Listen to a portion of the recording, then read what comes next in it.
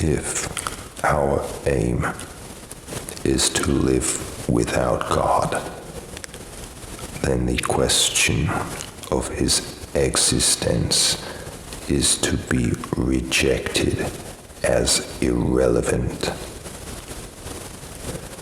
Whether he exists or not does not affect the range of his influence and therefore his power.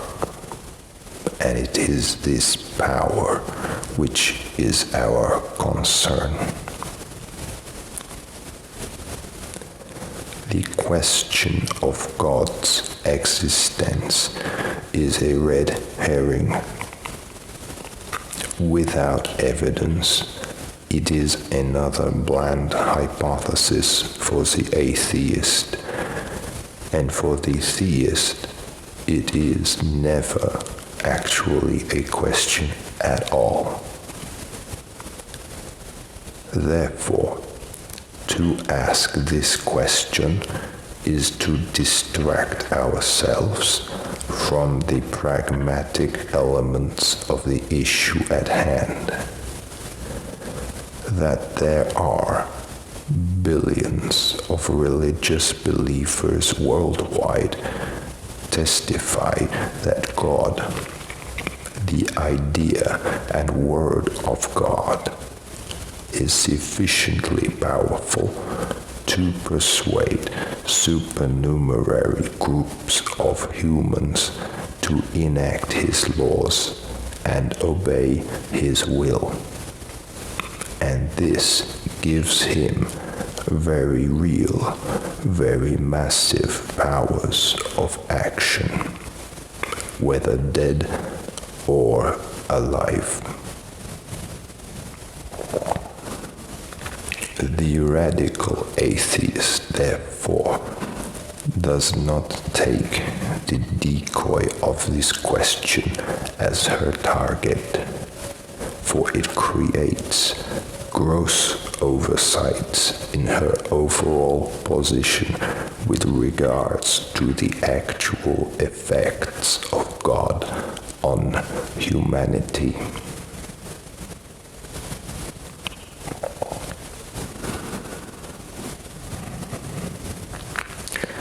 The fault of many an atheist consists precisely in the logical assumption that reason, considered the utmost faculty in mankind, is sufficient to put the error and unreason of God to rest once and for all.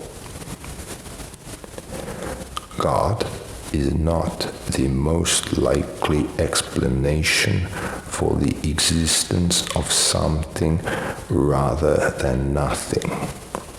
So we leave it behind and move on. But this assumption is a grave error which underestimates the force of theistic will. The power of faith, unreasonable as it is, yet consolidated across millennia to incorporate breeding, custom, culture, and language, must be weighed carefully. Like the snake in the grass, one seizes too soon to realize it is the tail of a dragon. Just because a thing is illogical, non-existent even, does not stop it being powerful.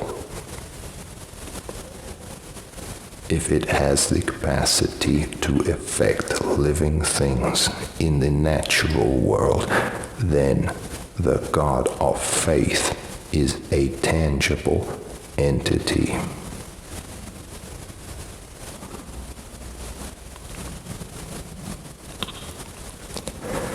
Atheistic complacency is twofold.